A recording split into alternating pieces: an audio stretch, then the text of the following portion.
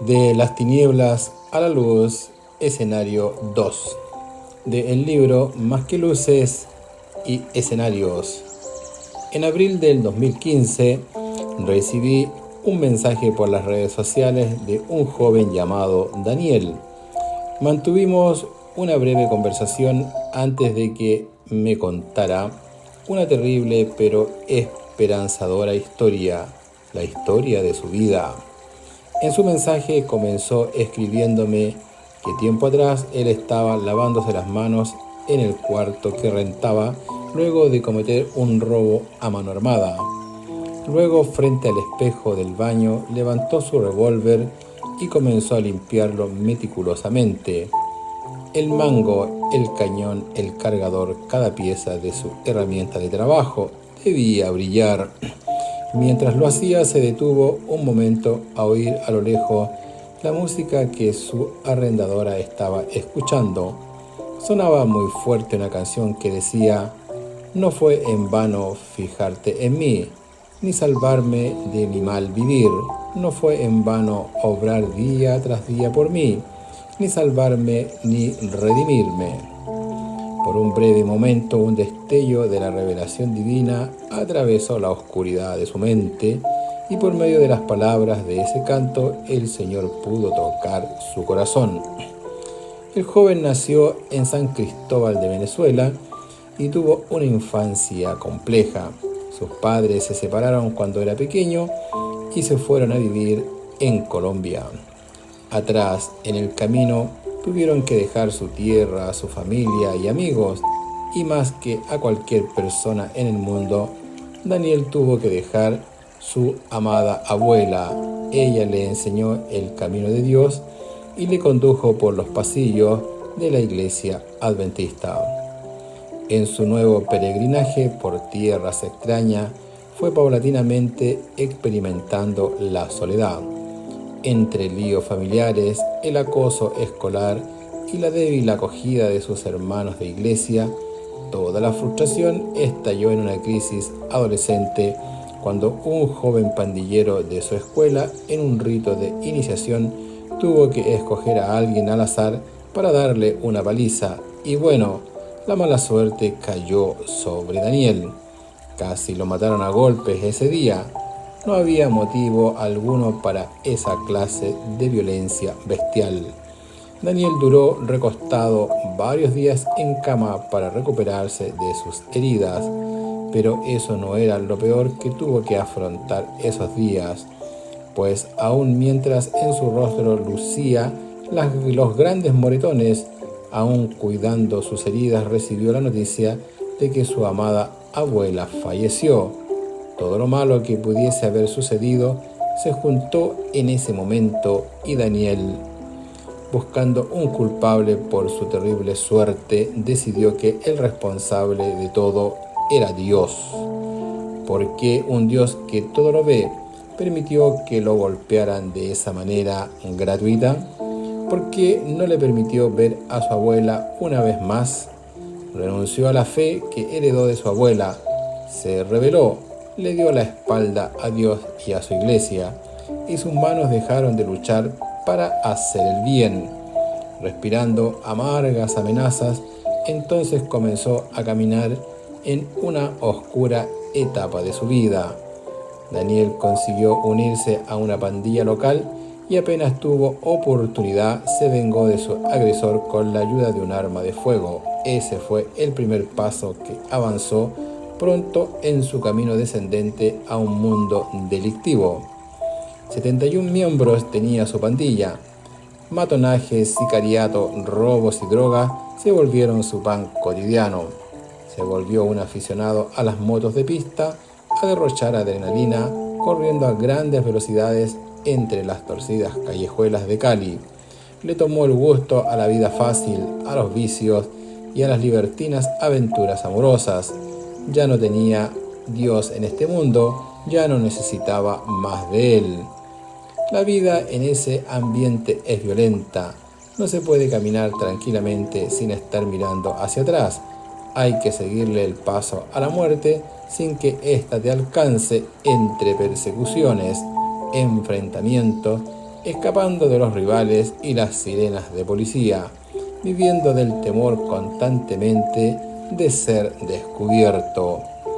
Varias veces alcanzó a saborear la muerte en medio de las balas perdidas, como un testimonio indiscutible del peligro que rodea ese estilo de vida de las numerosas pandillas de Daniel. El día de hoy solo quedan 3 sobrevivientes de los 70 que habían cuando él ingresó. La mayoría de esos jóvenes perdió la vida en la candela de las balas perdidas. En un mundo donde impera la ley del más fuerte, él tenía que demostrar esa rudeza de matón entre sus pares, aunque en el fondo de su alma la conciencia le remordía después de cometer cada delito. Daniel creía que ya no había salvación para él. Sentía que Dios estaba lejos, que ya no le oía. Por las noches, con nostalgia, revivía en su mente los recuerdos de la fe de su infancia, pero esas memorias eran cosa del pasado. Incluso tuvo un fallido intento de volver a la iglesia en una ocasión. Cuando los amigos de su grupo empezaron a morir uno tras otro, Daniel buscó la forma de escapar de esa vida. Quería volver a empezar. Se cambió de casa, encontró trabajo vendiendo motocicletas, encontró el amor, pero mientras comenzaba a asistir con su novia a los cultos de sábado, esta al poco tiempo lo engañó con uno de los líderes de la iglesia. Así tal cual, un día cualquiera ella simplemente empacó sus cosas enfrente de él y abandonó la casa. En un arranque de ira, cuando Daniel se enteró de la aventura de su mujer y el anciano de la iglesia, volvió a sentir en su cuerpo esa misma adrenalina del pasado, como un Glock 40 que aún conservaba. Lo tomó, lo cargó y contrató un chofer de moto para ir a la casa donde vivía este truán. Sería un trabajo rápido, solo tenía que bajarse, cobrar venganza y subir a la moto. Pero providencialmente algo sucedió inesperadamente. Cuando llegó al lugar, la casa estaba vacía, no había nadie allí. Entonces, sin saber qué hacer, con toda la rabia acumulada, frustrado y amargado, volvió al cuarto que rentaba, a la vida que tenía en las calles. Fue en ese entonces cuando, regresando de hacer fechorías, Daniel estaba en su baño limpiando prolijamente su arma de fuego, cuando comenzó a escuchar la música que decía: «No fue en vano fijarte en mí, ni salvarme de mi mal vivir». Por un rato se quedó inmóvil, meditando en las letras del canto. El mensaje tocó su corazón. Las alabanzas hablaban de Jesús, del Salvador del mundo, que había muerto en una cruz para pagar por cada una de sus maldades y de los sufrimientos que padeció para poder salvarlo del pecado. Mirando extrañado su rostro en el reflejo del espejo, se dio cuenta de lo lejos que había llegado en su rebeldía. Ese Daniel frente a él era muy diferente de aquel niño que visitaba cada sábado la iglesia de la mano de su abuela. Casi podía oírla diciendo: «Tienes que ser un varón de Dios, Daniel. Debes cumplir el propósito por el cual Dios te llamó». De pronto se encontró recordando cómo era la fe en que su abuela lo instruyó.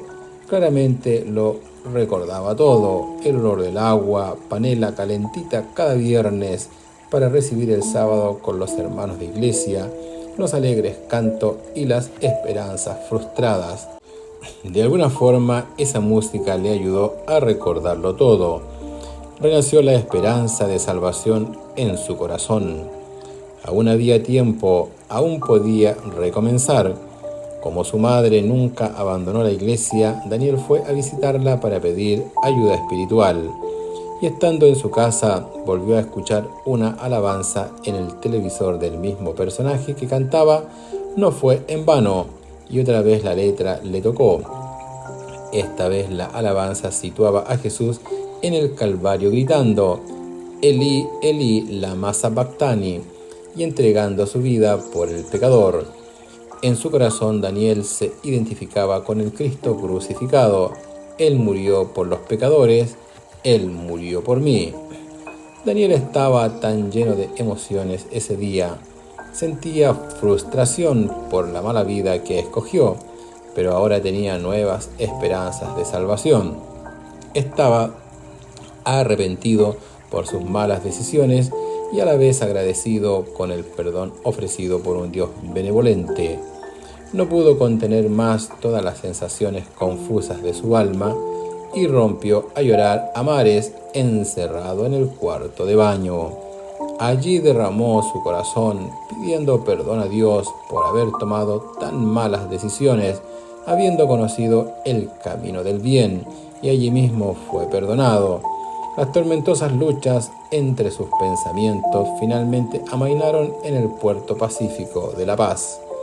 Daniel comprendió que Dios no tenía culpa por todo lo que había sufrido en la vida, y tal como el hijo pródigo, tomó la decisión de volver a la casa de su padre, la iglesia, esta vez sin volver atrás.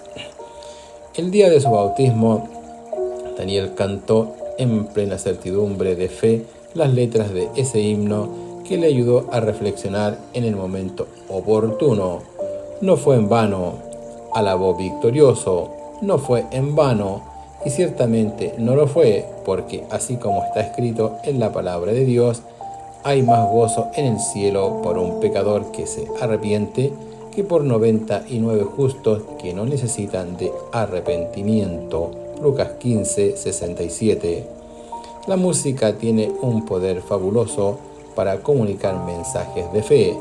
Daniel hoy vive una vida nueva, camina paso a paso en el camino de la fe. En cada nueva crisis que ha sufrido, cada prueba que ha pasado, sigue oyendo esos cantos, dice que son su terapia. Escenario número 3. Silencio para nuestra próxima lectura.